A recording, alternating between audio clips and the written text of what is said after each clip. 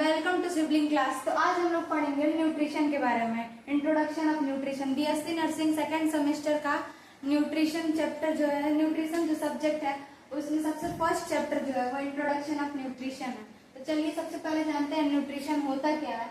Nutrition is the science of food. Nutrition क्या है? Science of food है। Nutrition is the process by which organism obtain and utilize nutrients, food for growth, development and health maintenance. Nutrients क्या, nutrition क्या है? Process of food है। जो organism क्या करते हैं, फूड इंटेक करते हैं तो उनको न्यूट्रिएंट्स मिलता है, और न्यूट्रिएंट्स मिलता है तो क्या होता है, उनके शरीर में जो ग्रोथ होता है, डेवलपमेंट होता है और बाकी चीजें भी होती हैं। हमारे शरीर में रिपेयरिंग होता है, जैसे रिपेयर ऑफ सेल, टिश्यू। अगर डेथ करे या सेल तो सेल जो होता है वो रिपेयर करता है, या फिर हमें कहीं इंजरी हो गई तो वो भी सब रिपेयर करता है। तो क्या ये सब किससे ठीक होता है?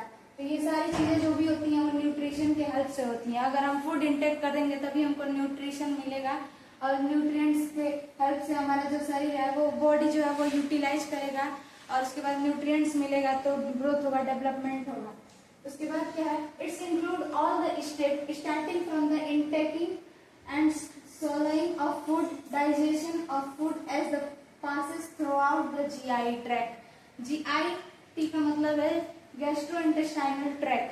अब ये क्या बोल रहा है, इसमें क्या है, step starting from intaking and swallowing. हम फूड इंटेक कहाँ से, मतलब अगर फूड का न्यूट्रिशन हमको मिल रहा है तो वो स्टार्ट कैसे होता है, तो हम फूड इंटेक करते हैं और वो स्वॉलो करते हैं अपने माउथ में।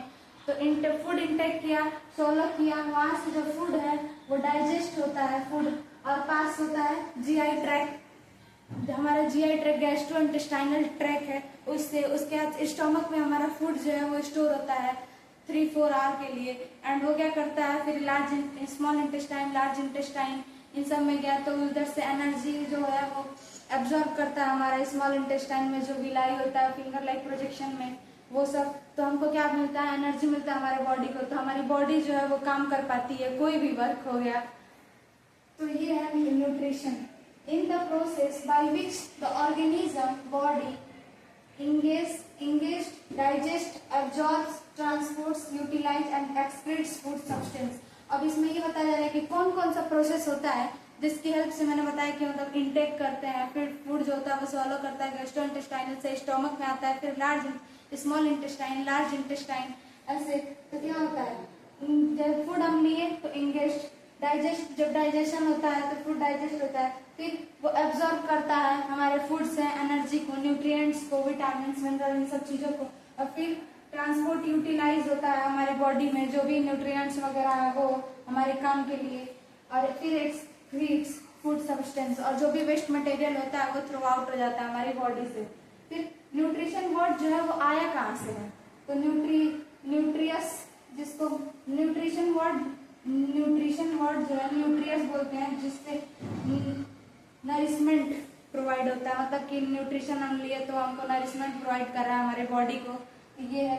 और हिस्ट्री में मतलब ये क्वेश्चन अक्सर पूछ दिया जाता है एमसीक्यू में कि एंटोइन लिवोसियर कौन, जो न्यूट्रिशन के फादर जो है वो कौन है, एंटोइन लिवोसियर है। तो 1743 से 1794 तक बर्थ और डेथ इनका है, और ये क्या है, फादर ऑफ न्यूट्रिशन है।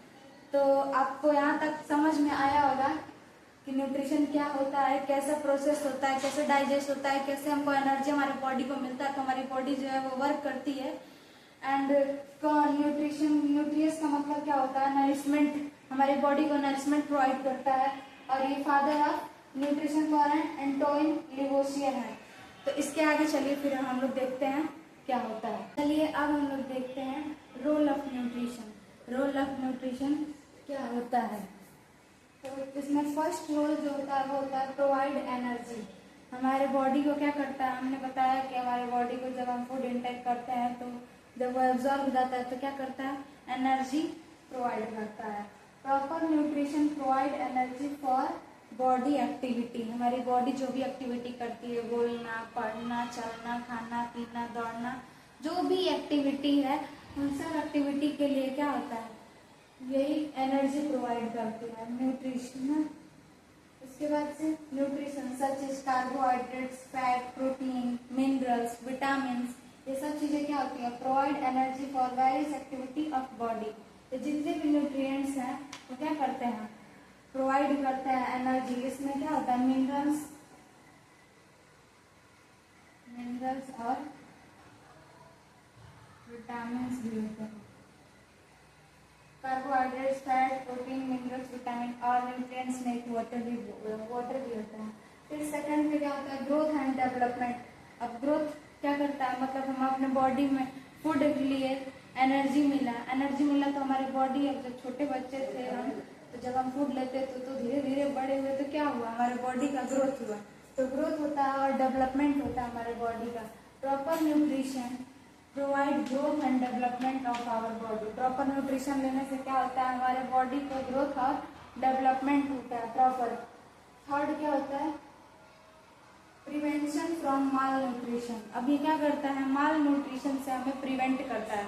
माल न्यूट्रिशन मतलब कि फूड की कमी हो जाना। तो अगर हम फूड इंटेक किए रहेंगे तो हमारी एनर्जी जो होती है वो स्टोर होके भी रहती है। तो जैसे फास्टिंग वगैरह लोग करते हैं, तो ऐसा थोड़ी है कि विदाउट फूड वो अगर जी रहे हैं, मतलब एक दिन 2 दिन तो चलो ठीक है, तो वो कैसे, मतलब एनर्जी काम कैसे करते हैं, मतलब कि हमारी जो एनर्जी स्टोर हुई रहती है वही ब्रेक डाउन होती है और हमको डेली एक्टिविटी करने में हेल्प करती है। तो क्या करता है, प्रोवाइड करता है energy. Proper nutrients prevent of our body from mall nutrition.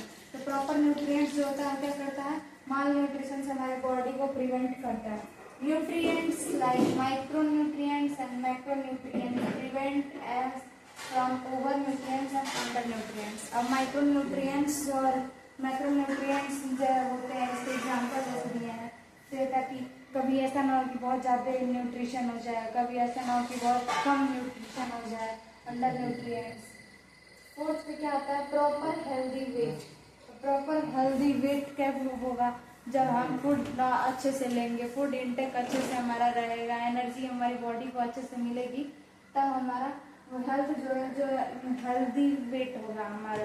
ये नहीं कि बहुत ज़्यादा वेट हो जाए।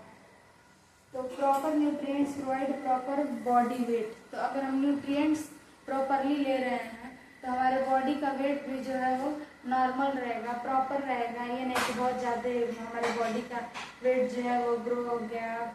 तो ये सब मैनेज करता है, तो इन सब से प्रिवेंट करता है। तो ये 4 जो चीज़ें थी, मेन रोल था न्यूट्रिशन का हमारे बॉडी में। अब हम पढ़ेंगे फूड के बारे में कि फूड क्या होता है, उसको देखो। तो अब हम पढ़ेंगे फूड के बारे में कि फूड क्या होता है। Food is a material of solid और लिक्विड। फूड क्या है, एक मटेरियल है सॉलिड और लिक्विड का। ऐसे तो बोल सकते हैं solid, liquid and semi solid तीनों का होता है। सॉलिड जैसे कि रोटी हो गया, सेमी सॉलिड जैसे कि खिचड़ी, और लिक्विड में जैसे कि हम फ्रूट्स वगैरह का जूस लेते हैं, वो solid, liquid and semi solid का ये क्या है, मटेरियल है। Which on ingestion serve the function of growth. हम जब क्या करते हैं, जब कब ये ऑन होता है, जब हम क्या करते हैं, इंगेशन करते हैं, मतलब कि फूड इंटेक करते हैं, तब से ही ये जो स्टार्ट होता है फंक्शन स्टार्ट। किस लिए, तो ग्रोथ के लिए। हमने ग्रोथ शब्द बहुत बार यूज किया, growth and development, repairing of body. तो ये क्या है, food is a material of solid, liquid and semi solid which on ingestion serves a function of growth, maintenance and energy provision. अब ग्रोथ करता है, मेंटेनेंस करता है, एनर्जी प्रोवाइड करता है। Consuming food in appropriate content and kind promotes nutrition and health. हम food को consume करते हैं अप्रोप्रिएट मैनर में, मतलब कि बहुत नहीं, ज़्यादा नहीं, बहुत कम, हमारे बॉडी को जितना चाहिए उतना प्रॉपर मैनर में फूड इंटेक करते हैं। तो क्या करता है, हमारे बॉडी को हेल्दी रखता है, मेंटेन करके रखता है, जितना न्यूट्रिशन चाहिए होता है उतना हमको मिलता है। तो ये सब क्या है, ये क्या है, ये फूड का डेफिनेशन हो गया। उसके बाद से क्लासिफिकेशन ऑफ फूड ग्रुप। और फूड ग्रुप के कौन क्या क्या क्लासिफिकेशन होता है, तो on the basis of factor, किस किस फैक्टर पे ये है, उसके बेसिस पे ये सारा क्लासिफिकेशन हुआ फैक्टर के बेसिस पे। तो चलिए हम लोग देखते हैं। Based on physiological factor, physiological factor पे ये बेस्ड है, based on food groups. Food groups भी बहुत सारे, मतलब फूड ग्रुप्स के भी टाइप होते हैं, ग्रुप 1, ग्रुप 2, ग्रुप 3 ऐसे करके। उसमें क्या क्या आते हैं वो हम आगे देखेंगे। Based on origin, based on origin पे कौन कौन सा ओरिजिन पे हमारा फूड जो है वो डिपेंड करता है। उसको based on chemical composition and source, chemical composition पे बेस्ड होता है, जैसे कि carbohydrates, fats, vitamin, mineral, water, ये सब चीजें होती हैं। और protein based on nutritive value, अब न्यूट्रिटिव वैल्यू पे भी बेस्ड होता है फूड, जैसे कि क्या हो गया, सीरियल एंड मिलेट्स। सीरियल मतलब अनाज और मिलेट्स मतलब, सीरियल एंड मिलेट्स, मिलेट्स मतलब होता है बाजरा। तो उसपे पल्स एंड लेग्यूम्स, पल्स दाल होता है, ये फलियां। तो उसके बाद से वेजिटेबल्स, नट्स एंड ऑयल्स, जैसे कि बीज हो गया और उसके ऑयल्स वगैरह होता है वो। उसके बाद से फ्रूट्स हो गया, फल, एनिमल्स फूड, एनिमल्स फूड जैसे कि हम चिकन वगैरह खाते हैं, चिकन, मटन, एग, ये सब क्या है, एनिमल फूड है जो हमको मिलते हैं। उसके बाद से फैट्स एंड ऑयल, ऑयल हम लेते हैं ज़्यादा से ज़्यादा कंज्यूम करते हैं, वो चीज़ें हो गई। शुगर एंड जैगरी, शुगर मतलब आप जानते ही हैं चीनी, और जैगरी मतलब होता है गुड़। तो उसके बाद से कॉन्डिमेंट्स एंड स्पाइसेस, ये क्या होता है, मसाले होते हैं, इसका मतलब स्पाइसेस मतलब भी मसाले, और इसमें कॉन्डिमेंट्स भी मसाले होते हैं। Milk and milk product, milk और मिल्क से बने हुए बहुत सारे प्रोडक्ट, जैसे कि दही और बटर और पनीर, ये सारी चीजें क्या है, मिल्क से ही बनी हुई चीजें हैं। घी हो गया। उसके बाद से मिससेलेनियस फूड, मिससेलेनियस फूड मतलब पेय पदार्थ होता है मिससेलेनियस फूड का मतलब। तो ये सब क्या है, क्लासिफिकेशन ऑफ फूड ग्रुप है। तो अब हम आगे देखेंगे फूड फूड ग्रुप, तो यहाँ तक कंप्लीट हुआ। अब इसके आगे देखते हैं। तो अब हम देखेंगे on the based on physiological function, कि फिजियोलॉजिकल फंक्शन कौन कौन से होते हैं। तो सबसे पहला होता है energy giving food, energy giving food, जैसे जो ऐसे फूड जो हमको क्या करते हैं, एनर्जी प्रोवाइड करते हैं हमारे बॉडी को। तो कौन कौन से इसमें, ये न्यूट्रिएंट्स है, न्यूट्रिएंट्स में कौन है, कार्बोहाइड्रेट्स है और फैट्स है। कार्बोहाइड्रेट्स ग्लूकोज एंड ये फैट्स, तो कार्बोहाइड्रेट्स है और फैट्स है। तो ये क्या करता है, कार्बोहाइड्रेट्स क्या होता है, अगर कई बार पूछ देता है कि इंस्टेंट एनर्जी गिविंग फूड कौन सा होता है, कि मतलब हम उस फूड को लिए और उससे हमको इंस्टेंट एनर्जी मिल गया, बहुत ज़्यादा वीक फील कर रहे हैं और ऐसा कोई फूड चाहिए जिससे हमको इंस्टेंट एनर्जी मिले, तो वो है कार्बोहाइड्रेट्स। कार्बोहाइड्रेट्स क्या होता है, तुरंत हमें एनर्जी देता है, इंस्टेंट सोर्स ऑफ एनर्जी। और फैट्स क्या होता है, रिचेस्ट सोर्स ऑफ एनर्जी, मतलब फैट्स कंज्यूम करते हैं तो हमें बहुत ज़्यादा एनर्जी मिलता है। तो ये क्या है, रिचेस्ट सोर्स ऑफ एनर्जी है। ये क्या करता है, प्रोवाइड करता है एनर्जी। जैसे कि ऐसा कौन सा फूड है, तो इसमें फूड में आ गया सीरियल्स, फैट्स, शुगर, ये सब चीज़ें क्या है, इनसे एनर्जी गिविंग फूड है। उसके बाद से body building food, body building food कौन सा होता है, तो प्रोटीन होता है। प्रोटीन में, प्रोटीन क्या है, ये न्यूट्रिएंट्स है। और कौन कौन से फूड, जैसे कि पल्सेस हो गए, दाल, मिल्क, दूध, मीट और चिकन, ये सब खाएंगे तो हमें प्रोटीन मिलेगा, मतलब कि हमारी बॉडी बिल्डिंग, हमारे बॉडी के जो बिल्डिंग करने वाले जो फूड है वो ये है। उसके बाद से थर्ड पे आता है regularity and protective food, regularity and protective food कौन कौन से, vitamin and minerals. Vitamin and minerals क्या है, विटामिन एंड मिनरल्स जिसमें ऑन न्यूट्रिएंट्स हैं, जिसमें on the basis of origin, food में क्या है, फ्रूट, वेजिटेबल्स। अब ये भी, ये सब क्या है, एग्जाम्पल है, जैसे कि कौन कौन सा हम फूड ले रहे हैं जिससे हमें एनर्जी मिल रहा है। तो उसमें ये क्या है, फ्रूट्स एंड वेजिटेबल्स, फल और सब्जियां क्या करते हैं, हमें एनर्जी दे देते हैं, जो प्लांट सोर्स होता है। प्लांट सोर्स में ये हो गया, एनिमल सोर्स में मिल्क, एग और मीट, ये सब क्या हो गया। और भी चीजें होती हैं, जैसे ये नहीं है कि बस दो एग्जाम्पल लिख दिए तो दो ही हो गया, फूड यही दो खाएंगे तो हमको एनर्जी मिलेगा, हमारे बॉडी को प्रोटेक्टिव फूड यही है, ऐसा कुछ नहीं है। और भी सारी चीजें हैं, बस हमने एग्जाम्पल के तौर पे 2-3 नाम यहाँ पे डाले हैं, बाकी सब आप देख लीजिएगा। बाकी 2-2 नाम याद आएगा तो कम से कम पेपर में आ गया तो हम इसको 2 नाम को इंक्लूड कर सकते हैं, तो इस पे हमें नंबर मिल सकते हैं अच्छे। मिल्क, एग एंड मीट्स, ये क्या होते हैं, एनिमल सोर्स हैं, और घी और ग्लूकोज ये क्या है, केमिकल सोर्स हैं। तो ये रहा हमारे classification of food, physiological classification हमने देखे, ओरिजिन देखा, ग्रुप्स कौन कौन से होते हैं फूड के, अब वो देखेंगे। Classification based on food group, food group के बेस्ड पे कौन कौन सा क्लासिफिकेशन हुआ है। तो हमारा Indian council of medical research जो है वो हमारे फूड को 5 ग्रुप में डिवाइड करता है, जिसको शॉर्ट फॉर्म में Indian council of medical research को बोलते हैं ICMR। ये याद रखिएगा, यही जो है हमारे फूड के ग्रुप्स को डिवाइड किया है कि वो 5 ग्रुप में बटा है। तो फर्स्ट जो ग्रुप है वो सीरियल्स है, ग्रुप फूड ग्रुप फर्स्ट में सीरियल्स आता है, जिसमें कि sunflower, rice, pumpkin seed, flax seed, cocoa beans, beet, coffee, buckwheat, beans, soybean, pea and corn etcetera और भी चीजें होती हैं। यही नहीं होता, बस एग्जाम्पल के तौर पे आपको बताया जा रहा है। तो फर्स्ट ग्रुप में कौन सा है, सीरियल्स है। सेकेंड ग्रुप में है पल्सेस एंड लेग्यूम्स, पल्सेस और लेग्यूम्स है, जिसमें क्या है, येलो मूंग दाल, येलो चना दाल, रेड लेंटाइल्स जिसको मसूर बोलते हैं, काबली चना हो गया, तूर दाल हो गया, सोयाबीन्स और उड़द दाल और भी चीजें होती हैं। ये नहीं कि बस इतना एग्जाम्पल लिख दिए तो इतनी ही चीजें होती हैं, बहुत सारी चीजें होती हैं खाने पीने की चीजें, बस इतनी तो होती नहीं है। फूड ग्रुप को अगर 5 पार्ट में डिवाइड किया गया तो उसमें सारी बहुत ढेर सारी चीजें इंक्लूड है। बस ये है कि एग्जाम्पल के तौर पे हमने बहुत कुछ एग्जाम्पल ही यहाँ पे लिया है, फिर भी ये काफी है इनफ पे, अगर ये याद हो जाए तो एग्जाम पॉइंट ऑफ व्यू में लिखने के लिए। थर्ड क्या है food group, third milk, egg and meat products, milk, egg and meat products. तो एग्जाम्पल में मिल्क हो गया, एग हो गया, मीट, चिकन, फिश, चीज, ये सब क्या होता है, मिल्क, क्या बोलते हैं, मीट प्रोडक्ट्स हैं ये सब।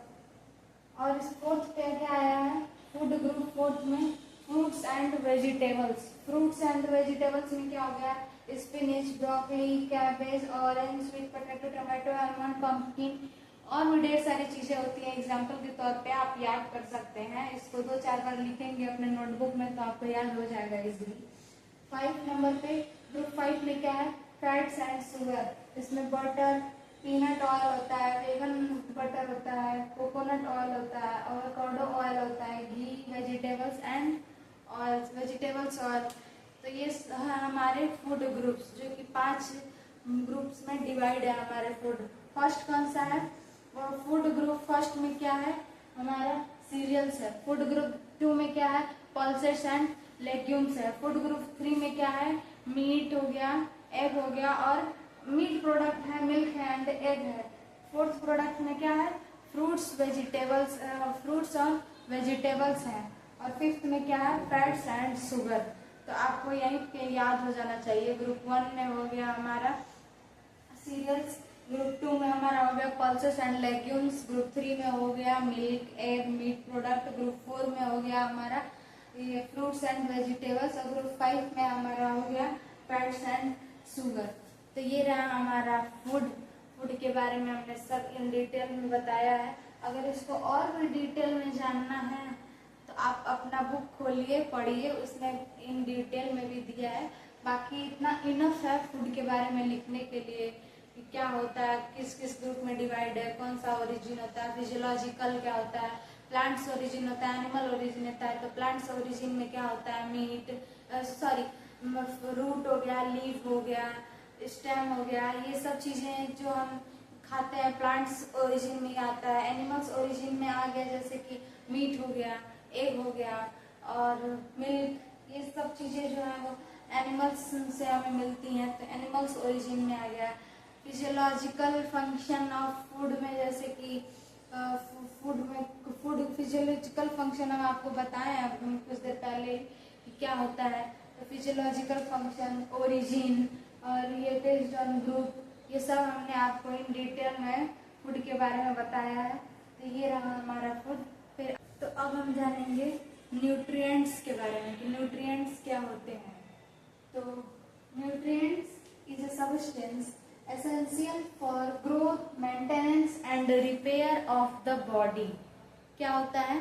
न्यूट्रिएंट्स ऐसा सब्सटेंस है जो कि एसेंशियल है, जरूरी है किस लिए? हमारी बॉडी के ग्रोथ के लिए, डेवलपमेंट के लिए, रिपेयर करने के लिए। हमारे बॉडी में हमने स्टार्टिंग में बताया था कि हम जब न्यूट्रिशन, हम फूड जब लेते हैं तो उस न्यूट्रिशन से न्यूट्रिएंट्स मिलते हैं, उसकी वजह से हमारे बॉडी में कोई भी इंजरी हुआ रहता है, सेल और टिश्यू डैमेज हुआ रहता है, तो उसको क्या करता है हमारा बॉडी? रिपेयर करता है। तो ये रिपेयर कहाँ कैसे होता है? जब हम न्यूट्रिएंट्स हमें मिलता है हमारे बॉडी को तब। तो growth, maintenance and repair of food में ये जो न्यूट्रिएंट्स है वो हेल्प करता है, growth, maintenance and repair of food. ठीक। अब न्यूट्रिएंट्स के टाइप कौन कौन से होते हैं? न्यूट्रिएंट्स के टाइप दो होते हैं, macro nutrients and micro nutrients. MA से है मैक्रो और MI से माइक्रो। माइक्रो का मतलब माइक्रो, छोटा, स्मॉल क्वांटिटी में जो भी चीजें होती हैं, जैसे कि विटामिन, मिनरल्स, ये हमारी बॉडी में स्मॉल क्वांटिटी में होता है। तो ये क्या करते हैं? हमारे बॉडी को फॉर ग्रोथ एंड फंक्शन, हमारे बॉडी के ग्रोथ के लिए, हमारे बॉडी जो काम करती है, फंक्शन करती है, उसके लिए ये हेल्प करते हैं। और ये स्मॉल क्वांटिटी में होते हैं। ये क्या है? ये शॉर्ट फॉर्म में हमने लिखा है बस, फंक्शन। इसका एग्जांपल क्या है? न्यूट्रिएंट्स में कौन कौन से आएंगे? माइक्रो में विटामिन एंड मिनरल्स, और ये जो है मैक्रो। मैक्रो मतलब कि बहुत बड़ा, मैक्रो। मैक्रो न्यूट्रिएंट्स मतलब बड़ा। Require for energy, soft tissue, growth and repair. Growth and repair इसके लिए ये भी है। बस ये क्या है? Soft tissue. सॉफ्ट टिश्यू अब कौन कौन से होते हैं? मसल्स, स्किन हो गया हमारा, मसल्स हो गया, ये सब क्या है? हमारे सॉफ्ट टिश्यू। मैंने यहाँ पे लिखा है स्किन, मसल्स, ब्लड, ऑर्गन, ये सब सॉफ्ट टिश्यू है। तो आप सोच रहे होंगे सॉफ्ट टिश्यू अगर ये है तो हार्ड टिश्यू क्या होते हैं? तो हार्ड टिश्यू हमारे, आप खुद इमेजिन करिए, हमारे बॉडी में हार्ड ऐसी कौन कौन सी चीजें हैं? तो हमारे बॉडी में हार्ड बस दो ही चीजें हैं, वो है एक बोन और दूसरा है टीथ। तो हमारा हार्ड टिश्यू कौन कौन सा हो गया? यहाँ पे लिख सकते हैं hard tissue, hard tissue, bone and teeth. ठीक है, हार्ड टिश्यू है, soft tissue and hard tissue. और इसके एग्जांपल, मैक्रोन्यूट्रिएंट्स के एग्जांपल कौन कौन से हैं? तो कार्बोहाइड्रेट्स, फैट्स एंड प्रोटीन। ठीक है, मैक्रोन्यूट्रिएंट्स के एग्जांपल है। इसके बाद से क्या आएगा? हेल्थ। हेल्थ क्या होता है? ये हेल्थ तो आप लोगों को बहुत बार पढ़े होंगे। फर्स्ट ईयर में फंडामेंटल ऑफ नर्सिंग में सबसे पहले हम हेल्थ ही पढ़ते हैं। हेल्थ का definition, health and illness chapter सबसे फर्स्ट पे ये। तो उसमें WHO के अकॉर्डिंग हेल्थ का भी कोई डिफिनीशन होता है। तो क्या होता है हेल्थ? चलिए जानते हैं। Health is a state of complete physical, mental, social and spiritual wellbeing and not merely and absence of disease और इंफॉर्मेटिव। मतलब क्या होता है? अगर हम किसी पेशेंट को या फिर किसी पर्सन को, पेशेंट नहीं, किसी पर्सन को अगर हम हेल्दी बोल रहे हैं कि he is a healthy man या फिर सी इज अ हेल्दी वुमेन, तो क्यों बोल रहे हैं? क्योंकि वो फिजिकली, मेंटली, सोशली, स्पिरिचुअली, हर तरह से अगर वो हेल्दी है तब वो उसको हेल्दी बोलेंगे। ये नहीं कि हाँ बस ऊपर ऊपर से ठीक दिख रहा है, इसको कोई बीमारी नहीं है तो वो हेल्दी। हो सकता है कि वो मेंटली बहुत ही परेशान हो सकता है उसे सोशली बहुत ही दिक्कत हो रही हो।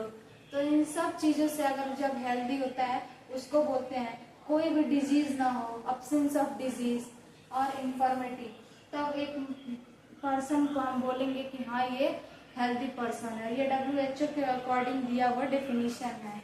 Health is a state of complete physical, mental, social, spiritual wellbeing, not merely and absence of disease. Under nutrients क्या होता है और ओवर न्यूट्रिएंट्स क्या होता है, ये देखते हैं। हमने अभी कुछ देर पहले मैक्रो माइक्रो न्यूट्रिएंट्स पीछे पढ़ा, तो उसमें अंडर न्यूट्रिएंट्स, ओवर न्यूट्रिएंट्स आया था। तो अब जानते हैं कि अंडर न्यूट्रिएंट्स और ओवर न्यूट्रिएंट्स का होता क्या है। अंडर न्यूट्रिएंट्स डेफिशिएंसी एनर्जी और न्यूट्रिएंट्स इनटेक। इनटेक करते हैं हम न्यूट्रिएंट्स, तो उसमें क्या होता है, एनर्जी की जब कमी होने लगती है, डिफिशियंसी होने लगती है, तो क्या है, वो अंडर न्यूट्रिएंट्स होता है। और ओवर न्यूट्रिएंट्स क्या होता है, जब हम फूड ज़्यादा इनटेक करते हैं तो ओवर वेट हो जाता है, तो जब हम जो है वो ओबेसिटी की तरफ जाते हैं, मतलब कि मोटापा गेन करने लगते हैं। तो वो क्या है, और भी एग्जाम्पल हैं ओवर न्यूट्रिएंट्स के। इसमें एक एग्जाम्पल है ओबेसिटी, देखिए लिखा भी है, this includes over weight obesity. इसमें क्या, ओवर वेट जब होने लगता है तो इंसान जो है वो ओबेसिटी की तरफ जाने लगता है पर्सन। तो ये है अंडर एंड ओवर न्यूट्रिएंट्स। तो आई होप आप लोग को यहाँ तक अच्छा लगा होगा। Role of nutrition in maintaining health, कौन कौन सा रोल होता है न्यूट्रिशन का जो हमारे हेल्थ को मेंटेन करता है। तो उसमें पहला रोल जो है वो है ग्रोथ एंड डेवलपमेंट। पहला रोल ये है कि हमारे बॉडी को ग्रोथ एंड डेवलपमेंट करता है। दूसरा है न्यूट्रिशन डेफिशिएंसी डिजीज, न्यूट्रिशन की कमी से कोई डिजीज हो गया, माल न्यूट्रिशन, तो वो उसके बाद से तीसरा है रेजिस्टेंस टू इन्फेक्शन, मान लो कोई रेजिस्टेंस, कोई इन्फेक्शन हो गया न्यूट्रिशन, जैसे कि ट्यूबरक्लोसिस है, ये सब। और ये है, ये पहला, ये दूसरा, ये तीसरा और ये चौथा, mortality and morbidity, mortality and morbidity. तो ये चौथा है, जिसमें कि एक स्पेसिफिक एरिया पे डेथ ओवर कितना हो रहा है ये, और यहाँ पे प्रिवलेंस ऑफ डिजीज, ये morbidity. Factor affecting food and nutrition, कौन कौन सा फैक्टर है जो अफेक्ट करता है फूड और न्यूट्रिशन को। तो सोशियो इकोनॉमिक फैक्टर, सोसाइटी में जो भी इकोनॉमिक्स फैक्टर्स होते हैं वो इंक्लूड है। कल्चरल फैक्टर, कहीं का कल्चर अलग होता है, कहीं का कल्चर अलग होता है। अगर कल्चर अलग है तो फूड भी जाहिर सी बात है कल्चर के हिसाब से ही अलग अलग मिलते हैं। तो कल्चर, ट्रेडिशनल, सबके यहाँ का अलग अलग ट्रेडिशन होता है, अगर कल्चर अलग है तो ट्रेडिशन अलग होता है, तो उसके हिसाब से अलग ट्रेडिशन में अलग फूड और होता है। सिस्टम ऑफ डिस्ट्रीब्यूशन से कौन से हिसाब से कौन सा फूड डिस्ट्रीब्यूट हो रहा है, तो सिस्टम ऑफ डिस्ट्रीब्यूशन ये भी जो है वो फैक्टर अफेक्ट करता है हमारे न्यूट्रिशन और फूड पे। Life style and food habit factor, सबकी लाइफ स्टाइल अलग होती है, अब जरूरी तो नहीं है जैसी हमारी लाइफ स्टाइल है आपकी लाइफ स्टाइल भी वैसी हो, आप भी वैसे ही फूड इंटेक करते हो, आप भी वैसे ही न्यूट्रिएंट्स या फिर न्यूट्रिशन एनर्जी प्रोवाइड करते हैं जैसा हम करते हैं। आप कुछ और खाते होंगे, हम कुछ और अपने डेली रूटीन में अपने फूड कंज्यूम करते होंगे, तो सबका अलग अलग लाइफ स्टाइल होता है। और जैसा लाइफ स्टाइल होता है वो क्या करता है, वो फैक्टर जो है वो अफेक्ट करता है हमारे बॉडी पे। जरूरी नहीं है कि हमें जो बीमारी है वही बीमारी उन्हें भी है, या फिर उन्हें जो है वो वही किसी और को है। तो ये सब चीज़ें जो है ये फैक्टर अफेक्ट करते हैं। और ये साइकोलॉजिकल स्ट्रेस, अब साइकोलॉजिकल आपका स्ट्रेस जो है वो अलग लेवल पे होगा, हमारा स्ट्रेस जो है वो अलग लेवल पे होगा, हम कुछ और सोचते होंगे, आप कुछ और सोचते होंगे। तो ये सब भी क्या है, ये सारे फैक्टर्स भी फूड और न्यूट्रिशन अफेक्ट करते हैं, फूड और न्यूट्रिशन में अफेक्ट करते हैं। तो ये और फैक्टर्स और ये और रोल्स आपको याद होने चाहिए अपने एग्जाम पॉइंट ऑफ व्यू में, अपने पेपर में नोट करने के लिए। तो अब हम देखेंगे कैलोरी के बारे में। कैलोरी, 1 ग्राम कार्बोहाइड्रेट्स में कितना कैलोरी मिलता है, तो हमको 4 कैलोरी 1 ग्राम में मिलता है, मतलब 4 कैलोरी पर ग्राम। और फैट्स में 9 कैलोरी पर ग्राम एंड प्रोटीन में 4 कैलोरी पर ग्राम। तो आपको बस याद किसका करना है, फैट्स का याद करना है, बाकी कार्बोहाइड्रेट्स और प्रोटीन का कितना है, 4 कैलोरी ही है पर ग्राम। तो ये याद हो जाएगा, बस एक 9 कैलोरी याद कर लीजिए, बाकी दोनों का सेम है, कार्बोहाइड्रेट्स एंड प्रोटीन का। उसके बाद से हम देखेंगे कि डेली कैलोरी नीड कितनी होती है हम लोगों की, जेंडर के हिसाब से, एज के हिसाब से, एक्टिविटी के हिसाब से, कोई ज्यादा काम करता है कोई कम काम करता है, तो उसके हिसाब से कितना कैलोरी हमको कंज्यूम करना चाहिए डेली। तो इसमें है एज के हिसाब से, 2 और 3 साल के एज में मेल और फीमेल सबका कैलोरी सेम होता है, 1000 कैलोरी ही लेना रहता है। और सेडेंटरी लाइफ स्टाइल जैसे लोग होता है जो कि कोई काम वगैरह नहीं करना है, नो एक्टिविटी नो वर्क, तो ये मॉडरेटली मतलब कि 2 या 3 घंटे काम करते हैं उन लोगों के लिए। और ये है एक्टिव, जो कि अपना काम बढ़िया से करते पढ़ते हैं 7-8 या फिर 12 तक, तो उनको देखिए कैसे कितना कैलोरी कंज्यूम करना होता है। 4 से 8 साल के मेल को 1200 से 1400, फीमेल को 1200 से 1400, जो कि कोई काम नहीं करते हैं उनको इतना कैलोरी कंज्यूम करना होता है। और मॉडरेटली एक्टिविटी में भी 1400 से 1600, 1400 से 1600, और इसमें मेल को 1600 से 2000 और फीमेल को 1400 से 1800 लेना होता है 4 से 8 साल में। ठीक, अब है 9 से 13 साल में मेल को लेना होता है 1600 से 2000 कैलोरी और फीमेल को लेना होता है 1400 से 1600। फिर मॉडरेट में क्या होता है 1800 से 2200, 1600 से 2000 तक फीमेल को लेना होता है। और इसमें एक्टिव काम करते हैं जब, उसमें 2000 से 2600 तक, फीमेल को 1800 से 2200 तक। फिर 14 से 18 ईयर में मेल को लेना होता है 2000 to 24,000 और फीमेल को 1800, और मेल को इसमें 2400 सॉरी 2000 से 2400 होगा। यहाँ पे 2400 से 2800 तक कैलोरी कंज्यूम करना होता है, फीमेल को 2000 तक। ऐसे ही यहाँ पे 2800 से 3200 तक, और यहाँ पे 2400। इसके बाद से आएगा 19 year to 30 year, 90 to 30 male को, ये इम्पोर्टेंट है, इसको आप देख लीजिएगा। इसमें मेल जो होते हैं वो 2400 से 2600 तक कैलोरी कंज्यूम करना होता है, जो सेडेंटरी लाइफ स्टाइल जीते हैं और जो थोड़ा बहुत काम करते हैं उनको 2600 से 2800, और ऐसे जो पूरा बढ़िया बकायदा काम करते हैं उनको 3000। तो ऐसे ही ओल्डर में देख लीजिए, ओल्डर वाले में 1600, 1800 और 2000 लड़कियों को लेना फीमेल एंड मेल। सही है, सॉरी मैं थोड़ा सा, मुझे लगा मेल और फीमेल अपोजिट हो गया, ऐसे उल्टा। तो इसमें ये हाँ यहाँ पे हुआ है,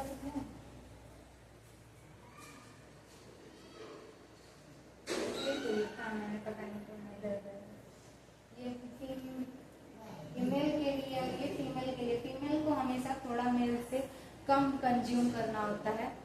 बाकी अब एक टॉपिक बचा है बीएमआर, बेसल मेटाबॉलिक रेट, वो देखते हैं। उसके बाद से आपका ये चैप्टर होगा द एंड।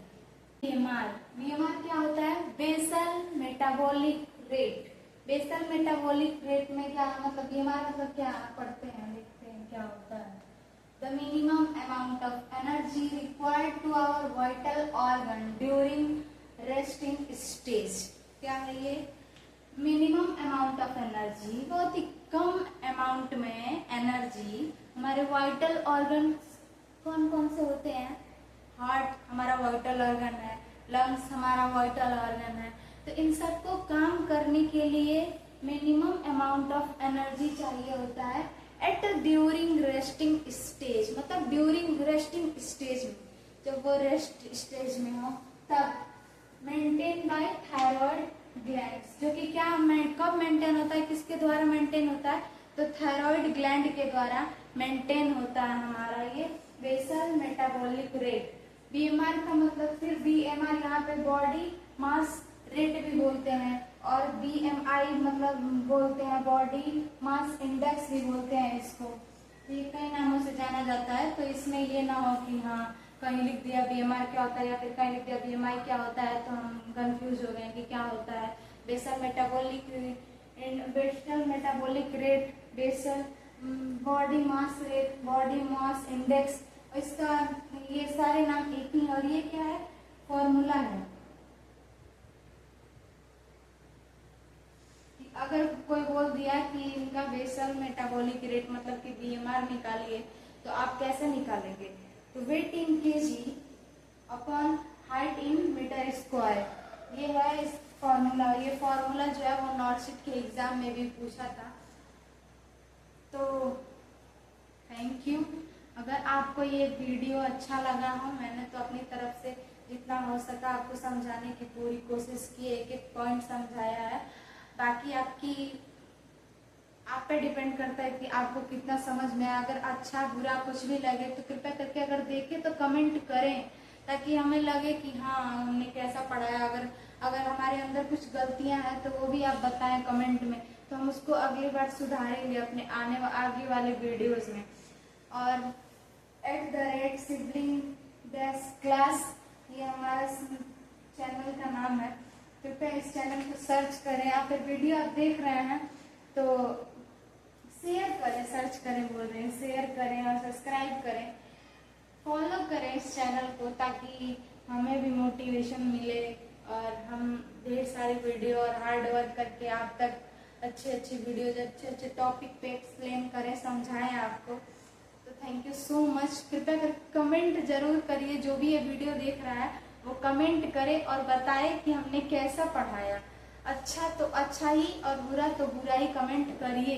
हमें जानना है कि हम क्या टीचिंग लाइन में अपना बेस्ट दे रहे हैं या फिर नहीं दे रहे हैं, अच्छा एक्सप्लेन कर रहे हैं टॉपिक को या फिर नहीं, आपको कैसा एक्सप्लेन चाहिए, वो हर चीज़ अपना कमेंट बॉक्स में आप बातें लिख के जाइए। तो शुक्रिया, बाय बाय। इस चैनल को फॉलो करिए।